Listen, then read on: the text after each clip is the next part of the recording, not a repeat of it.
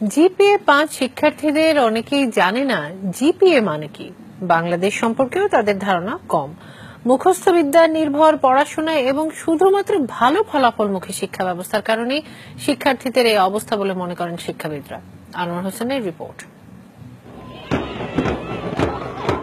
মাধ্যমিক পরীক্ষার ফল প্রকাশের দিন এমন উচ্ছ্বাসে মেতে ওঠে শিক্ষার্থীরা। ভালো ফলের সর্বোচ্চ মাপকাঠি জিপিএ-5 যারা পায় তাদের আনন্দ সীমা ছাড়ায়। প্রশ্ন উঠেছে বছর বছর পাশের হার আর জিপিএ-5-এর সংখ্যা বাড়লেও শিক্ষার মান বাড়ছে কিনা। এর জবাব খুঁজতে আমরা কথা বলি এবার এসএসসিতে পাশ করা কয়েকজন শিক্ষার্থীর সঙ্গে, যাদের মধ্যে 6 জন জিপিএ-5 পেয়েছে। তাদেরকে আমরা কিছু প্রশ্ন করি। জিপিএ এটার পূর্ণাঙ্গ রূপ কি?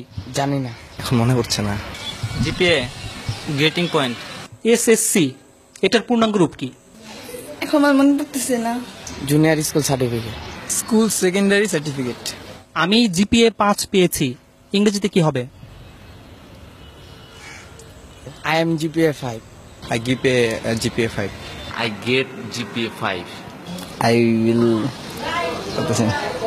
মোট 13 জনকে প্রশ্নগুলো করা হয়েছিল, কিন্তু কেউই সঠিক জবাব দিতে পারেনি। এসব শিক্ষার্থীর কাছে এরপর করা হয় সাধারণ জ্ঞান এবং বিজ্ঞান বিষয়ে কিছু প্রশ্ন। পাঠ্য বইতে বিভিন্ন সময় পড়লেও খুব কম প্রশ্নেরই সঠিক উত্তর দিতে পারে তারা।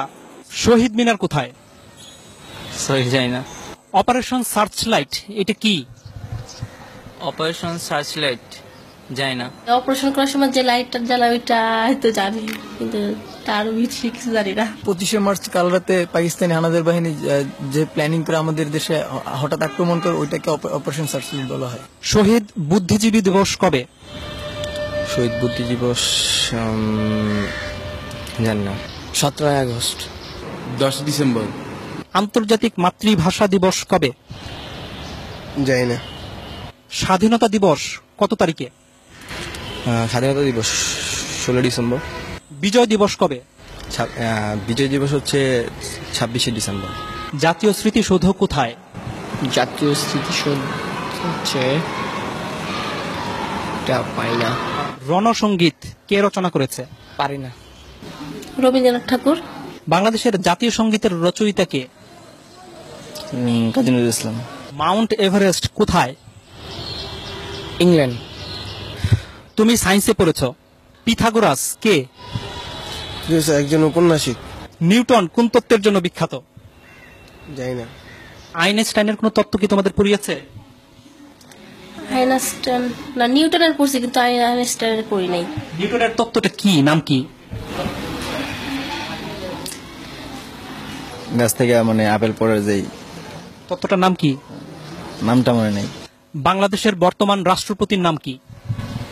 বাংলাদেশের বর্তমান রাষ্ট্রপতির নাম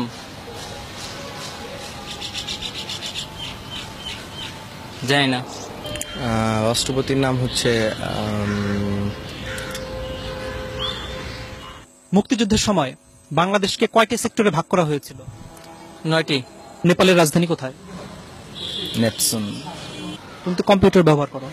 ব্যবহার করি মাঝে মাঝে, কি এই ফেসবুকে আর কি থাকি, গান টান শুনি। হার্ডওয়্যার এবং সফটওয়্যার এটার মানে বুঝো? জানি না। তোমরা কি পাঠ্য বইয়ের বাইরে কোনো বই পড়ো? এমনি মানে গল্পের বই পড়ি। কার গল্প? রবীন্দ্রনাথ ঠাকুরের গল্পের বই পড়ি। রবীন্দ্রনাথ ঠাকুরের একটা গল্পের নাম বলো তো। শিক্ষাবিদরা বলছেন জিপিএ-5 পেয়ে ভালো শিক্ষার্থীর তকমা নিলেও জ্ঞান অর্জনের দিক থেকে পিছিয়ে আছে তারা। আমরা দেখি বিশ্ববিদ্যালয়ে ভর্তি পরীক্ষায় জিপিএ-5 তারা পাস পর্যন্ত করতে পারে না। তার মানে যারা জিপিএ-5 পেয়েছে তারা যেটা শেখার কথা সেটা শিখে নাই। তার মানে হচ্ছে কি এই জিপিএ-5টা সত্যিকার জিপিএ-5 না, তাদের হাতে জিপিএ-5টা তুলে দেওয়া হচ্ছে। এখন শিক্ষার গুণগত মানটা যদি বাড়ানো না হয় তাহলে শুধুমাত্র সংখ্যা দিয়ে আসলে কোনো লাভ হবে না। এদিকে শিক্ষার্থীরাই জানালো কেন তারা এসব প্রশ্নের উত্তর দিতে পারছে না। প্রথম কথা হলো আমি সংবাদ বেশি দেখি না, নিউজ পেপার পড়ি না। পাঠ্য বইয়ে যে সিলেবাসটা দেওয়া আছে ওই সিলেবাসের মধ্যে সবসময় সীমাবদ্ধ থাকো। ওগুলো সায়েন্সের সাবজেক্টগুলো একটু বাইরে পড়ি, কিন্তু এই বাংলা সমাজ এগুলো নিয়ে আমার বেশি ঘাটতে আর কি, বেশি ওগুলো পড়ি না। তবে শিক্ষাবিদরা মনে করেন দেশের সাহিত্য ইতিহাস সম্পর্কেও জ্ঞান থাকতে হবে শিক্ষার্থীদের। বিজ্ঞান বাণিজ্য মানবিক বিভাগের মধ্যে তো আলাদা করা যাবে না। এটা এই দেশের যদি নাগরিক হিসাবে তারা বড় হয় তাহলে তো এগুলো জানতে হবে। কোথায় শহীদ মিনার, কেন শহীদ মিনার, কোথায় স্মৃতিস্তম্ভ, কাদের স্মৃতিতে স্তম্ভ, এগুলো তো জানতে হবে। এটা না জেনে কি করে? তারা বলছে তাদের বাংলা সাহিত্যের ব্যাপারে, ইতিহাসের ব্যাপারে আগ্রহ নেই, মানে এটা আসলে তাহলে মানে তার কি পূর্ণাঙ্গ শিক্ষা পাচ্ছে? না, একেবারেই না, একেবারেই না। শিক্ষা সংশ্লিষ্টরা বলছেন শিক্ষার্থীরা মুখস্থ বিদ্যা নির্ভর হয়ে যাওয়ায় তাদের এমন দশা।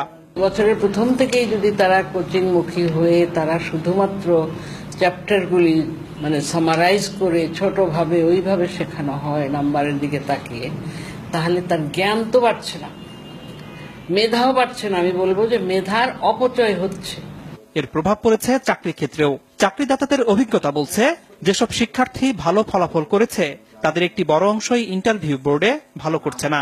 ট্রাফিক জ্যাম নিয়ে কিছু একটা লিখতে বললাম, বা এখন হয়তো ওয়ার্ল্ডে কোনো একটা ইভেন্টস হচ্ছে, সে কোনো একটা খেলা টুর্নামেন্ট চলছে, বলি যে এটার উপরে লেখেন, যা মনে হয় আপনি বাংলায় লেখেন, ইংলিশে লেখেন।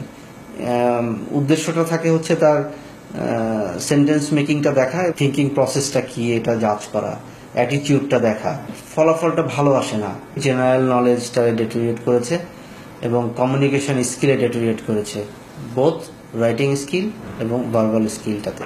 এমন বাস্তবতায় শিক্ষার্থীদের গুণগত মান নিশ্চিত করতে তারা যেন মুখস্থের পরিবর্তে পাঠ্য বই আগাগোড়া পড়তে এবং পাঠ্য বইয়ের বাইরেও বই পড়তে উৎসাহিত হয়, সে ব্যাপারে অভিভাবক এবং শিক্ষকদের জোরালো ভূমিকা রাখার আহ্বান শিক্ষাবিদদের। আনোয়ার হোসেন, মাছরাঙা সংবাদ, ঢাকা।